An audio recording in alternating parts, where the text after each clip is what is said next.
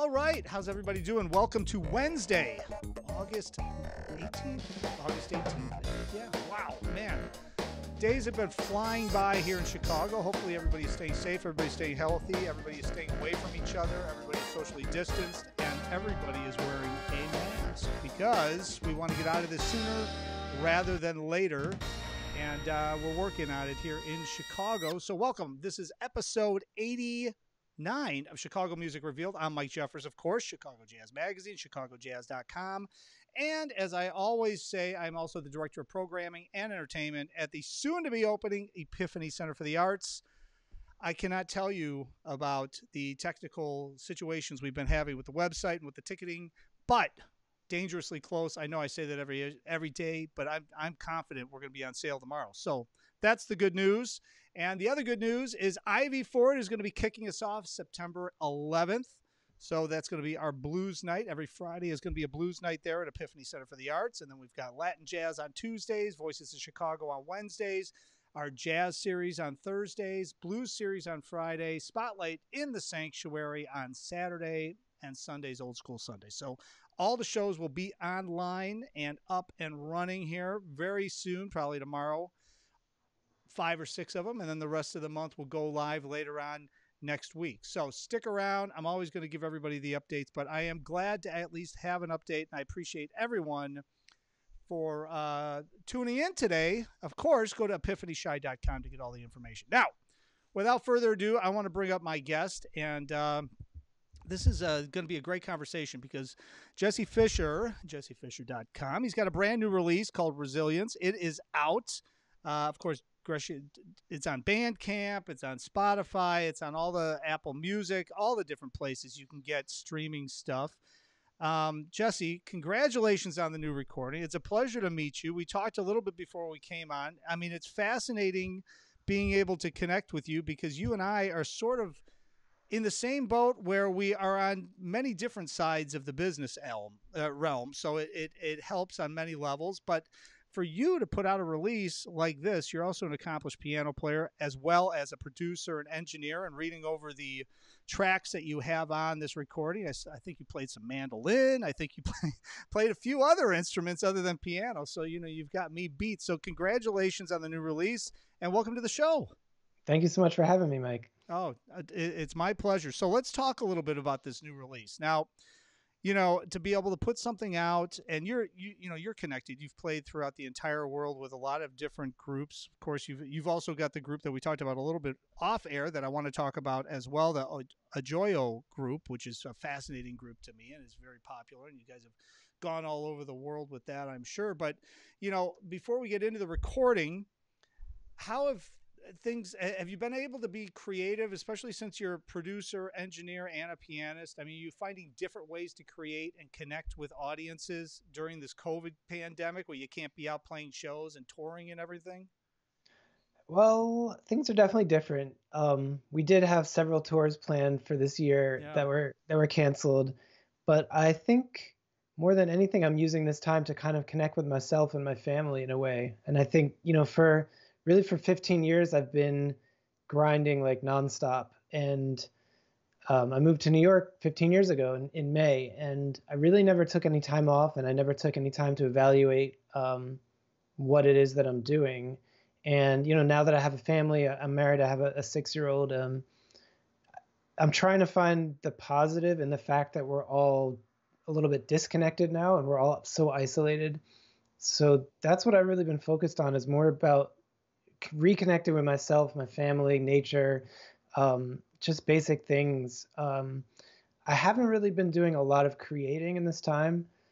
I mean, first of all, I was already in the album cycle where the album had just been finished. I literally had just finished the press release in like March and was about to send it out when sort of everything just crashed and burned. And so this album I had been working on for about 3 years. And so I was already in the mode of like, okay, I spend 3 or 4 years usually creating a new body of work, and then I spend a year or two just sort of getting it out there and usually performing it.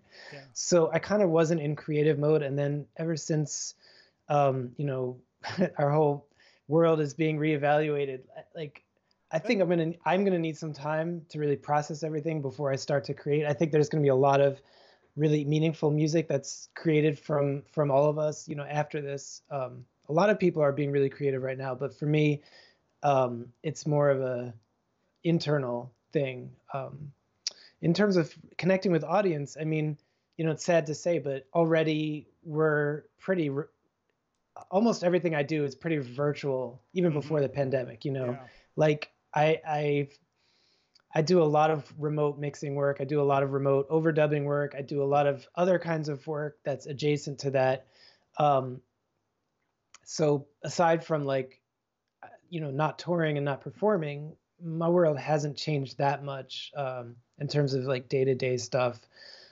And I really was sad that I wasn't able to tour for this album release, but I started to do a weekly interview series where I started to interview different guests on the album, where I was in your shoes. Yeah. And that was actually really interesting, because a lot of times some of them are very close friends and other of them are just people that I work with. So it was very interesting that I don't think for some of them, like say Becca Stevens, who's on the album, who I've worked with, who I love her music, I love her voice, I love her writing and producing and everything. I don't think we'd ever actually spent an hour just talking about things that are really meaningful.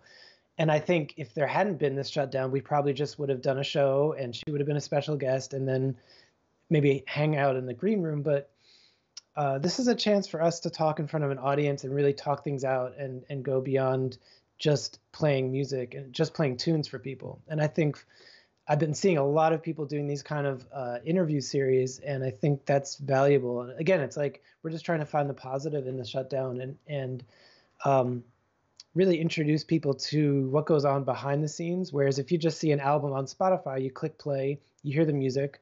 When the album's over, you go on to the next. Mm-hmm. And we don't even live in an era anymore where you can dig deeper, like read the liner notes, try to understand a little bit more about the context.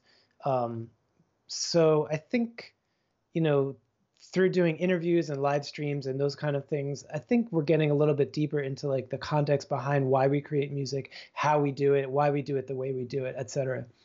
Well, and that's why I started the show. I mean, I've always interviewed people with Chicago Jazz Magazine since 2002, and we've done, wow. When it was print, then when we went to digital, and then I started a weekly interview show. And when I started doing that, not this show, but a different one, it was fascinating because when you're having a conversation, especially a musician to a musician, and you're doing the same thing, you tend to talk about things that are a little bit different than if I was just asking you like 10 questions about the new recording and then that was it. And then I feel like the audience gets to know the musician and gets to get a little bit of a relationship happening, and you learn stuff, and then from you talking to the people that were on your recording, I think it's a great way to share the stories and share ideas and thoughts behind the recording rather than just, oh yeah, it's a great recording and here, you read a review and then you go on to the next one. Because to your point too, everything is so digital. I think a lot of artists now, I don't think possibly you did this because I haven't seen the liner notes yet, but I tend to think that a lot of artists just gloss over the liner notes and they don't think that they're that important. Maybe they might write a paragraph or two and then put it out and then their music is there, but really telling the story and understanding what went into the recording, why the thought process were behind each tune helps to connect the audience with the music in a deeper way than just flipping it on and blowing through it and saying, oh, okay, that's cool. Because I've learned so much from talking to all of these different musicians from across the country when I started this Chicago Music Revealed show. It's fascinating, so I'm looking forward to talking to you about that too. But it seems like to your point, I love the fact that you're doing these types of interviews, but then also you're interviewing the people that are on the recording, because it just gives a whole different perspective to anybody listening or anybody coming into your world and going, oh, wow, I'm going to check that out. Yeah, I think so. It actually is something I started about 2 years ago when I had sort of finished writing the music, but I really wanted to start performing it and trying it out, workshopping it. One thing I did to promote a show that we were doing was I did a video series where I did like just duo, short little performances, like 2 or 3 minute performances with the different musicians that I was going to be featuring on the show. Mm-hmm. And it actually was quite interesting because I tend to have bigger productions. Like the album, you see, there's like 15 or 20 different musicians on it. Even when I perform live, I usually don't play with a trio. I usually play with a quintet or sextet, because that sort of reflects the orchestration sound that I'm hearing. But to be able to just record these little videos for Instagram or Facebook with maybe one other person, it actually opened my eyes to the fact that people would respond much better to that online than to like a big fancy video with lots of people playing.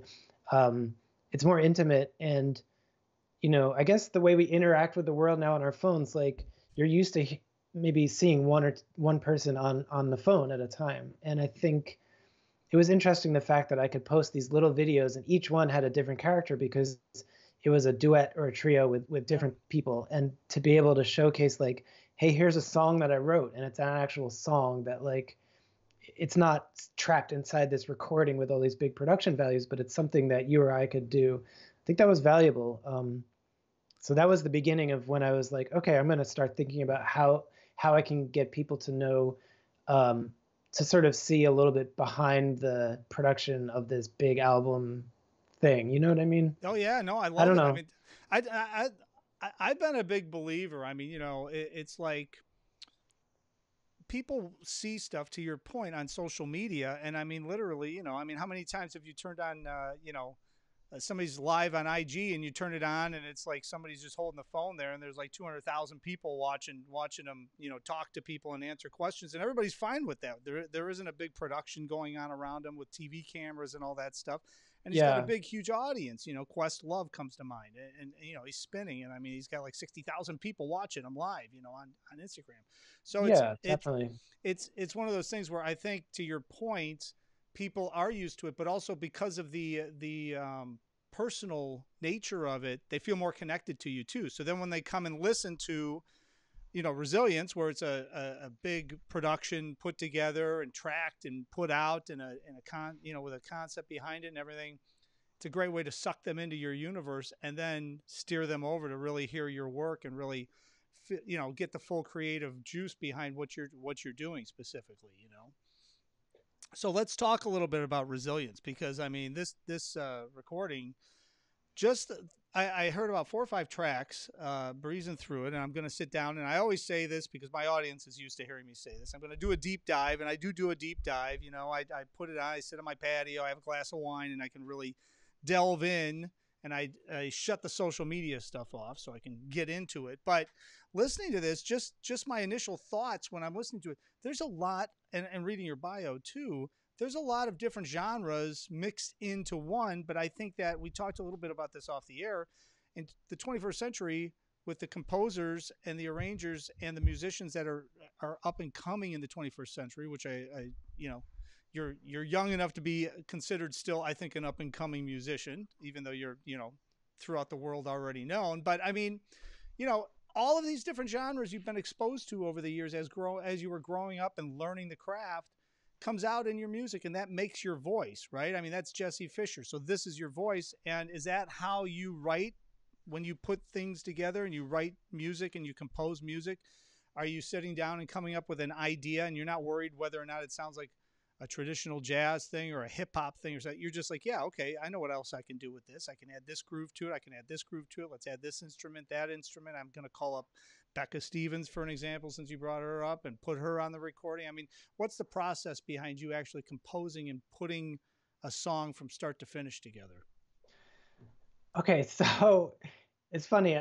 As I was saying, like I've been interviewing other musicians on the album, and I've been asking them a similar question, like, "What's your process?" And it's the weirdest thing.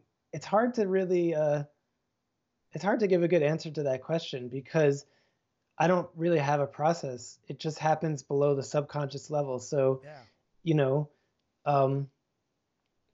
it's I wish I had a better way of explaining it, and there isn't the same thing that works every time. So each time I write a tune, it's a different struggle. But in terms of like genre, I think it's not something I consciously think about. I think at this point I've been writing, I've been basically writing since I'm 12 or 13 years old. And I think, like anyone, when you're starting a new art form, you go through a period of, imitating the masters and straight up copying and ripping off the masters and trying to see how that feels. You put this on. And so for a while, I was obsessed with Headhunters period, Herbie, and just trying to write sort of funk jazz stuff. For a while, I mean, I've been always, as a working musician, I've always had this thing about never saying no to a gig. Mm-hmm. And I think just as a person, I've always been very open and curious about things, even outside music. And so it just leads me down a lot of different paths in life. And, I mean, even again, like outside of music, I mean, I've done all kinds of work from like, manual labor stuff, like doing construction work and demolition and working in restaurants and doing web design and graphic design and putting in computer networks like Cat5 cabling and all kinds of random stuff.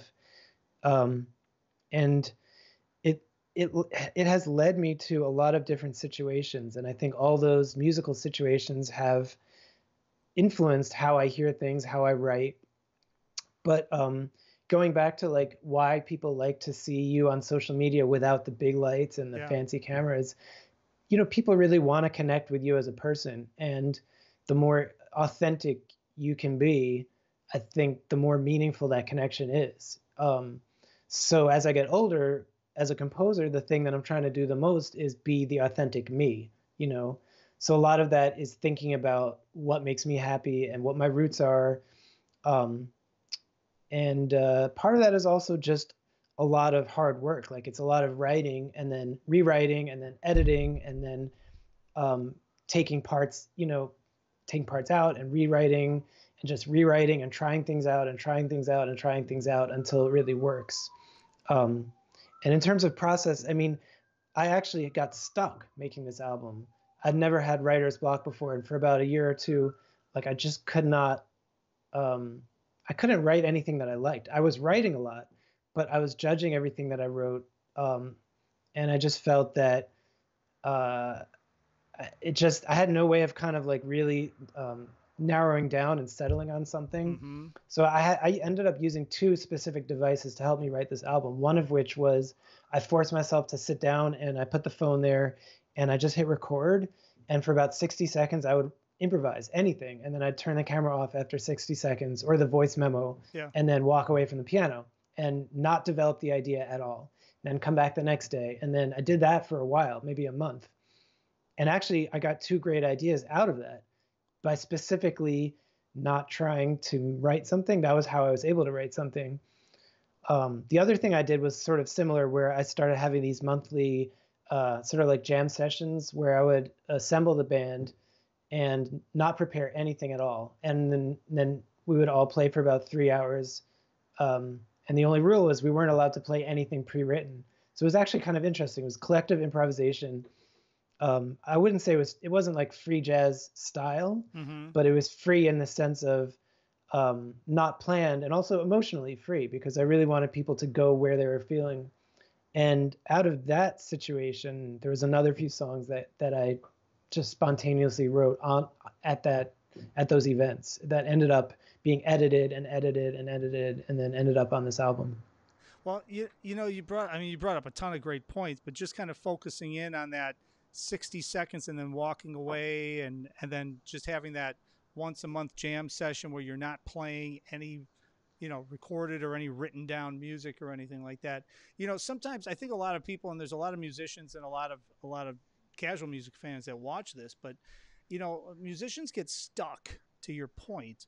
And a lot of times you got to get out of your paradigm that you're used to doing. If you're always all right, I'm going to sit at this piano regardless of what's going on for the next hour, and I'm going to make this happen. And I can almost guarantee you, being a drummer, if I sat and played a groove that I couldn't play, I was going to get more frustrated than anything. It's better to go take a breather and walk away than come back and do something. You got to reset your mind. And a lot of times you got to get out of your regular paradigm and try something completely different. And that's when the best ideas start to come into flow. So I love the fact that you're thinking about that consciously. Yeah, definitely.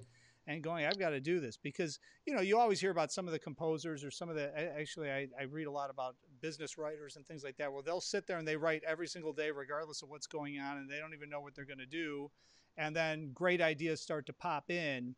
if they just go in there and just start writing random words down, something happens. But it doesn't work for everybody, and I think that's Yeah. important for people to understand, that they've got to find out what works for them, and if that's not working, they got to change everything and try something else. So I love that thought. Yeah, I think what's really important when you're writing anything, it could be a novel, a screenplay, anything. It's really to access your subconscious. So whatever you have to do to trigger that. And a lot of times, if I'm so used to writing a certain way, and I'd written a lot of tunes on piano, and I got into like a kind of a rut, you have to just you have to really you have to trigger something that gets out of that. Another thing for me is I like to write on different instruments. So if piano is my main instrument, a lot of songs that I've written, I'll start it on bass or guitar or mandolin, like you said. Like, Yeah. to be able to play, to be able to write on an instrument that's not your primary instrument, it actually opens up a lot of pathways because of your limitations. It forces you, because you haven't fully explored it in a way, so you actually are more likely to sort of stumble on something wrong, and that becomes right. And then another thing that I was trying to do on this album was I was trying to actually find anything wrong that I could find, because I was so used to just basically making everything work. And so the one thing that I could find was like, right, that interval right there. Yeah. Yeah. It's like the most brash, kind of like dissonant, awful interval. And so I was challenging myself, like, how can I make that interval pretty? And what does it mean? And like, so actually that song with Becca, I don't know if you heard it, but it's called Push Pull. Yep. I literally sat down at the piano, started improvising, and tried to get that interval to sound good. Mm-hmm. So I was like, oh, I found these two chords that kind of resolved, and they almost sound pretty. You don't notice how weird and rough it sounds, right? Yeah. So there's a lot of that on this album, where I was trying to trick you and like hide these really weird, rough and brash intervals, and ideas too. Like concepts and lyrical ideas in music that actually is sort of sounding good, supposedly. Yeah. Hopefully. Well, no, and I love it. I love the fact that you explained it that way and could actually play it because your piano's there. But I mean, that's one of those things that probably as a producer and engineer, you have that opportunity to actually watch people produce their own works and see them go through the process. So you must be able to sit there and go, oh man, yeah, you're always probably learning when you're working with other musicians and you're producing and engineering and recording and mixing and all that stuff, because you're able to look back. If a musician comes in, they play on the track, they leave, they're not hanging out, they don't see any of the stuff that's going on for the next week and a half or 2 weeks. And then certainly when you go in and you're able to mix and master stuff, you're hearing the ins and outs of everything. I mean, you're hearing every little nook and cranny. So that's got to be something you can take away to put into your own compositions, right? Yeah, without a doubt. And Yeah. I I always feel so lucky that, because my other job, my day job as an engineer, I get privy to all these people's music before it comes out. So like, I've heard all this amazing music that's come through my studio in the last 4 or 5 years. Some of it still hasn't come out, and it's stuff. I mean, I get to work with people who are really pushing the envelope, and yeah, I've often been influenced by a lot of them. Like, well, for instance, Christian Scott, who's on my album, he had come through and recorded some trumpet, and I was, just engineering on some stuff from his album that came out last year or 2 years ago, I think. And when it first came in, I was like, wow, it was totally different from what I had heard from him before. And then similarly, like Morgan Guerin, who's on this album, I've been working with him, engineering some stuff for him for his last 2 albums. And each time he brings in music, it totally blows my mind, because it's like just complete left field from even stuff that I've heard from him. Someone named Chris Fishman, who is a brilliant composer and pianist from Los Angeles. I've been working with him the last 2-3 years. His album still hasn't come out. He has a debut album that's brilliant, and I can't wait for people to hear it, because I really think it's a new sound. I've never heard it before. Godwin Louis, who I've had the pleasure to work with on his album, and he's also on this album, I was able to hear some of the stuff, like his conceptual writing, his concepts and everything. Like I was able to hear that going back years and years before his album came out. So yeah, I get to, it's a little bit of a cheat sheet. Like I get to hear what everybody's working on. And just I'm sure Chicago is similar, but just being in New York and hearing what people play, like you don't hear the stuff on records. Like it's right. Being able to go to a club and hear a jam session or hear what people are experimenting with or trying out. It's really, really powerful. And especially as I get older, I feel really lucky that I'm able to interface with the younger generation, even 2 generations younger than me. A lot of guys are like, men and women are in their, early 20s and just looking at music totally different from how me and my generation look at it. So I have my ears open, Well, yeah, that's it. You have your ears open, and it's so important. There's, I always bring this up too because there's a lot of younger musicians watching this. You can watch all the YouTube videos and Instagram videos and everything else of people playing all you want, but going out and seeing people play in person and experiencing that sound and the energy and really seeing all of this different stuff live and in person is something that you cannot get by just watching YouTube videos and understanding what's happening. Now you can get a lot out of it, but I mean, to your point, I mean, you go to jam sessions or you go to some of these sessions and people are trying stuff and pushing the envelope and stuff. You would normally never be able to experience that unless you're somewhere live and in person. So hopefully we'll all get back to the actual live and in person situation, which would be fantastic. But I mean, let's talk a little bit about Resilience. Now, what's the meaning behind the title? Because obviously, everything you're talking about seems to me like resilience is something that you made it happen. You pushed forward. So what was the thought behind the title? Yeah, it's interesting because Resilience, the title actually was from about a year ago or 2 years ago, I think. I had this song, and I don't even remember when this I had this song for a while that didn't have a title. And it originally started out, I was trying to write something in memory of my grandmother. My grandmother who I was close with, who passed. And that's how it started. It didn't actually, I still think I'm going to do something that's a little bit more close to what I wanted to do.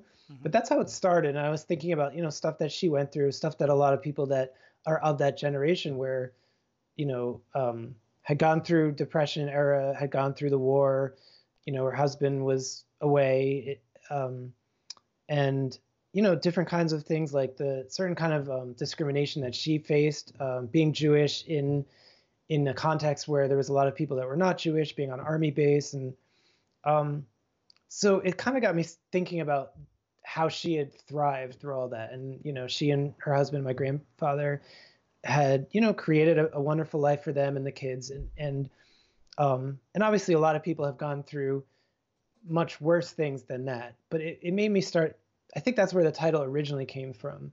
And I didn't really have a title for the album, actually. I had a different title, or I was sort of looking for a title. And then in February was when I really was writing this press release and I had to pick a title. And I was thinking, wow, we're really I kind of saw what was going to happen. I didn't quite know the extent of it. Yeah. But all of a sudden that phrase came into focus for me, that resilience is strength in adversity, and it's being able to bounce back, and it's being able to actually stretch yourself in a way, I think. So those were all the things I was thinking about. And then it's funny, now everywhere I look, I see that word. It wasn't really a term or a word that I was seeing a lot as I was writing this music or as I was thinking about it, But I was also thinking, I mean, a lot of the album is, it's personal, but it's also societal. And a lot of the songs I was writing were about how we as a society are going to bounce back and how we're going to get stronger. And, there's always been a lot of, evil and hate and xenophobia and racism and other kinds of things built into America, built into our society and globally, right? But it's really the last 4 years it's come out in the open a lot more. And I think a lot of this was healing in a personal way, like, okay, we got to heal ourselves to move forward, but also I was hoping to reach other people and to encourage other people that we as a society have to heal these wounds and have to become more equitable and more aware of each other, and actually more societal. I think in the little amount that I've traveled, I feel that America has these amazing, really unique characteristics about it. But one thing that I feel we could do better on is living a little bit more community minded. I feel like in other places that I visited, there's a lot more of that feeling that we're part of a community, we're part of a town, a city, a state, a nation, right? Or even a human race.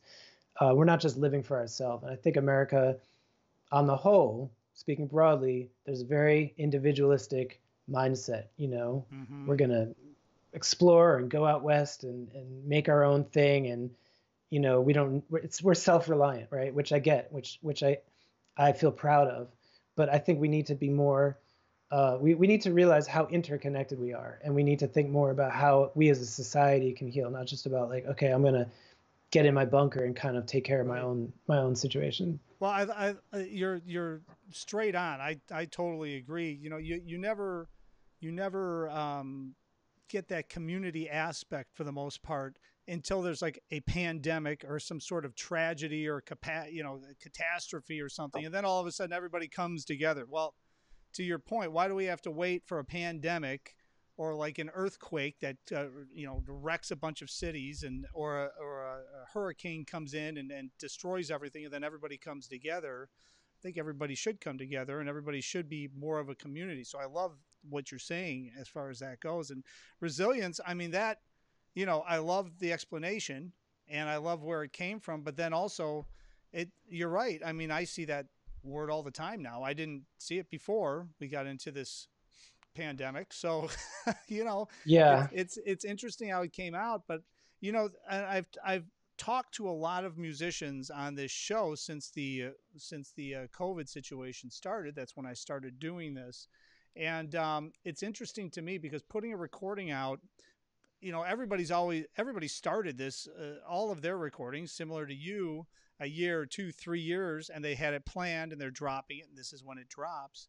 And I feel like this is a great time to drop something, and especially with what you're doing and you're getting out and you're talking and you're doing interviews and you're finding different ways to connect with audiences. I think you've got a captive audience for people to listen to this and get it out. Are you finding that you're getting a little more traction than maybe you would if you were just playing gigs, maybe doing some festivals? You'd have a big push at a fest or a big push at a new release event or something like that, and then everything calms down. I think now you're able to connect in a different way, and I think you've got a captive audience to do it. What are you seeing as far as people's reaction to the recording?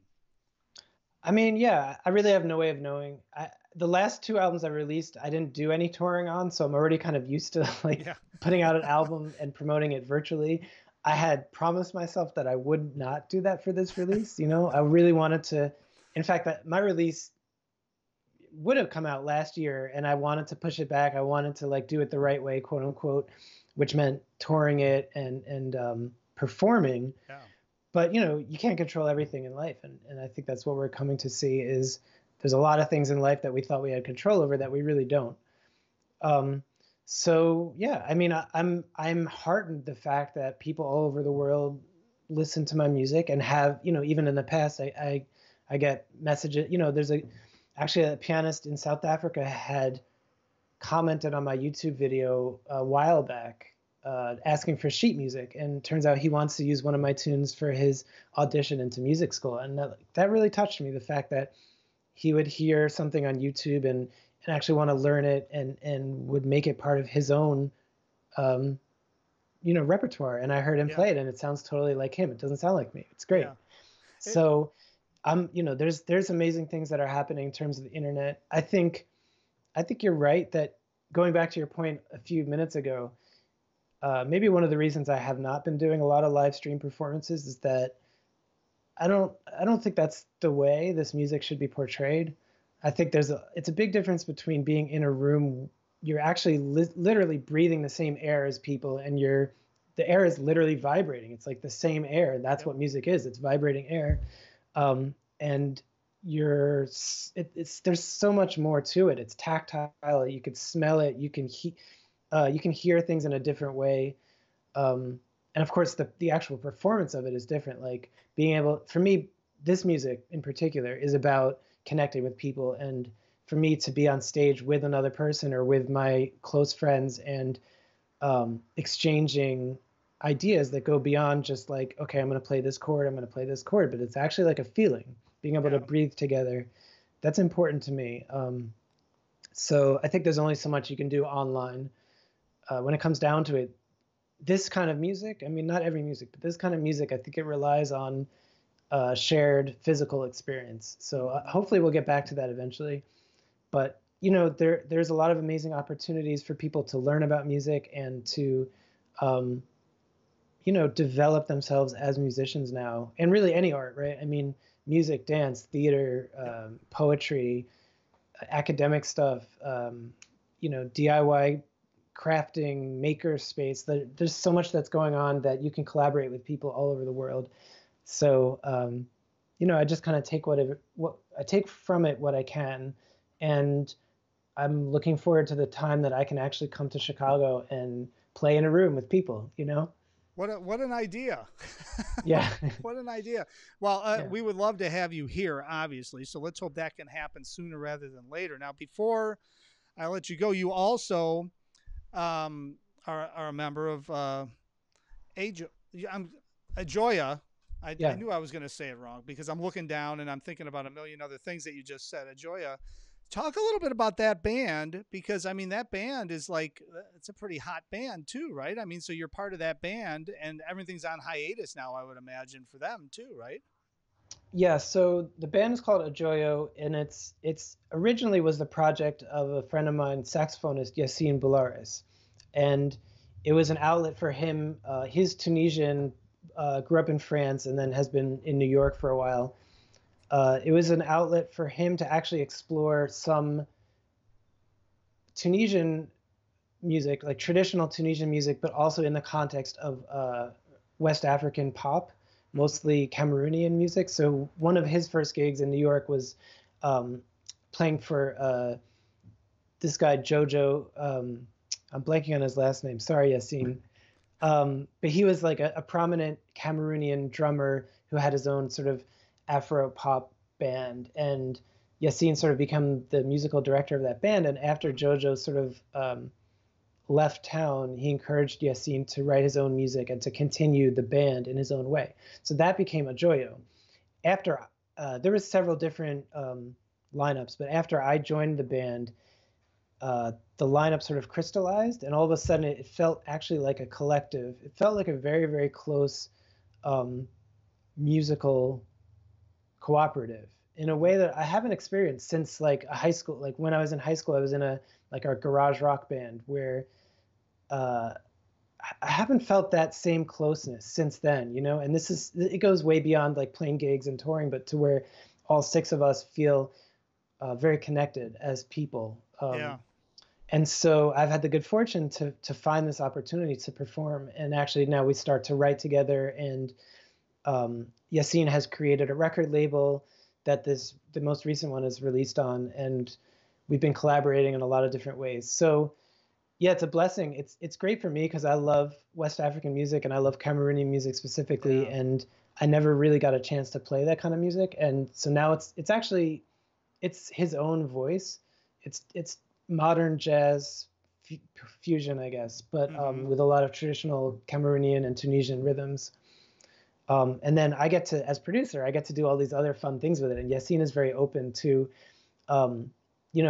I'm doing a lot of very Brooklyn-y things. Like there's a lot of analog synths and a lot of sort of more indie rock elements and more sort of spacey explorational things. Yeah. So it's a very unique band that everyone is extremely gifted in what they do, but also very open to creating something of our own. So I'm very happy to be in that band and to have produced and engineered the new album, which is called War Chant. It's out everywhere. It came out in April, I think. Yeah, yeah. No, I mean that's that's the one thing that I think is fascinating, because you're able to play, compose, and then you're also engineering and recording and doing the other side of the business I mean, when did you get into? I mean, you talked a little bit about writing music when you were 12. When did you get into the recording aspect and the engineering aspect? Was it something just because you were recording yourself, and then it just turned into something way more?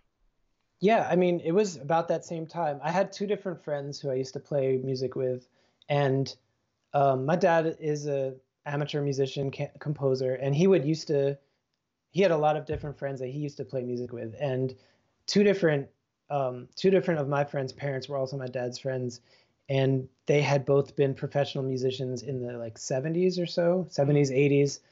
Um, and so they both had little studios in their basement. So I would go over to either one of my friends' houses. And this was, I'm dating myself, but this was when cassette 4 tracks had just come around. And so, one of the first things I got when I was maybe 12 or 13 was, a Tascam Portastudio. And what's funny is that those are like super in vogue right now. I wish I knew where mine was. I know, But isn't it amazing? Because I mean, I for Chicago Jazz Magazine, we were doing merchandise for some of the fests for about 10 years, and all of a sudden, people actually were coming up selling cassette tapes. yeah, it's I'm a like, thing. what? So I learned to engineer. My buddy's dad, who had been in a rock band in the 70s and was actually all my dad's friends who were musicians were also like computer programmers or some type of tech people in their day job. And so I think that's where I got both the tech end of things and the creative end of things. But I had borrowed this book from my buddy's dad called Home Recording for Musicians, and it was by Craig Anderton. This is literally from the 70s. So it was all about reel to reel 4 tracks. Yeah. But because I had a cassette 4 track, I was able to reproduce a lot of the things he explained. That was the beginning of DIY, recording. And also I was in like punk rock scene in New Jersey, which was extremely DIY back in the day. Like we would literally press we made our own cassette tapes at home, like on the boombox. We would duplicate cassette tapes. We went to Kinko's to photocopy all of our flyers, and we made 7-inch vinyl. And we had our own shows. A lot of kids were straight edge, so they didn't want to do shows in bars. So it was like at the VFW or at the community center in the town or in somebody's basement. And, I feel like that energy is what the entire industry is doing right now, and it is heading towards, where people are owning their own labels. They're able to create their own scene. You're able to hopefully own your own masters, own your own venues, eventually own the whole production. So I feel like that energy I got. Well, I'm really off course here, but No, going back to engineering, yeah, I've been engineering myself and my band since then, and I was always interested to the production ends of things, even since like I used to listen to a lot of Beatles. My mom was a Beatles maniac in the 60s, so I knew all those tricks from when they were exploring 4-track recording and doing things backwards and speeding things up and slowing things down and doing tape loops, and that stuff was like so fascinating to me as a kid. Yeah. So it was like all of that plus then all of the jazz piano that I was so obsessed with and fascinated by, and those things combined. And so like that's what I try to do on my record, is do a jazz record, but do it in a way that satisfies the orchestration and the production end of things from where my head is at also. Yeah. Well, you and I could talk for probably 4 or 5 more hours, because I got a Yeah, ton of I'm sure. questions from that. But I'm not going to go down those roads, because we'll talk in person when you come to Chicago. Maybe we'll Yeah, I have can't you wait. perform at this venue that I'm actually the entertainment director for. So Yes, that's that would kind be awesome. kind of a good in here. So we'll have to talk offline at some point once everybody can actually talk about actually getting together again. But Jesse, it's been a pleasure. So jessefisher.com. We'll send everybody over there. Of course, it's available on Bandcamp, on Spotify, on Apple Music, correct? Anywhere, where else am I? Everywhere anybody can download anything, Yeah, I would imagine. anywhere you could find music, you should be able to find my new album. It's called Resilience. Yep. I do want to put a plug in for Bandcamp. So for people who don't know, Bandcamp is basically the only fair trade music platform that exists out there, and it's a place where you can actually purchase music and send them money straight to the artist, and you still get the convenience of streaming, and there's an app for your phone and you can stream it and do all the same things you can do with Spotify and Apple Music, but the difference being that you are sending money to the artist in a way that, one album purchase on Bandcamp is about equal to like 3,000 streams on Spotify or Apple Music, something like that. Isn't that unbelievable? I mean, you know, when you really break Yeah. it down, I don't think a lot of people realize that, but I mean, Right. Well, that's why I like to mention it, because yes. Bandcamp, it's popular among independent musicians like myself, but a lot of sort of non-musicians may not be aware of how interesting and how cool it is. So I always like to put the plug out there. No, I'm glad you explained it, because that's very important. People need to understand that. So, you know, absolutely. All right. Hey, Jesse, pleasure. I'm glad we got to connect. And thanks so much it's been a great interview, man. I really appreciate it. And congratulations on the new recording, Resilience. And as I said, hopefully we'll see you live here in person in Chicago at some point soon. Sounds great. Thank you so much for having me, Mike. I appreciate it. Definitely. Thanks again. Take care. Okay. Talk to you soon. Bye. All right, Jesse Fisher. I'll tell you, I mean, you know, you've got to go check this out, because the recording really is something that mixes all these different genres together. And I love what he was talking about, all of the different influential ways that he's working in music, but also I love what he was talking about breaking that paradigm, how he wrote some of these tunes and everything. It's that kind of stuff's fascinating to me, and hopefully I think you guys find it fascinating too. Otherwise you wouldn't be tuning in. So there you have it. Well, I appreciate everyone watching today. I know I was a little off the mark here. We're switching the show to do 3 days a week, but this week, lots of stuff happening, lots of meetings going on. My schedule's been really intense lately. So we will be getting back to 3 days a week next week. But this week, we've only got one more show left. That's going to be tomorrow. Johnny Iguana is going to join. Dave Katzman's going to be on tomorrow. We're going to do our blues, Chicago Blues and Beyond, and we're going to have Johnny Iguana on. And the exciting news about that is that Johnny Iguana is going to be doing a Delmark Records night at the Epiphany Center for the Arts. I believe it's on the 18th of September, and tickets are going to go on sale hopefully tomorrow, as I mentioned. So get ready for all of that. I'm going to get this thing dialed in, so we're dropping them at normal rates again, but bear with me for the next couple of weeks, and we'll be back on track. But as I always say, I appreciate everyone listening, everyone watching, everyone checking this out. If you like what you hear, please leave us a comment, leave us a message. Tracy Oliver, Sue Strauss, as always, thanks for watching, thanks for listening. And as I tell everyone else, please, please, please, if you like what you hear, tell your neighbors, tell your family, and call the grandkids tomorrow, 6 p.m. Central Standard Time. We will be back here with another episode. And until then, I'll see you on the next broadcast.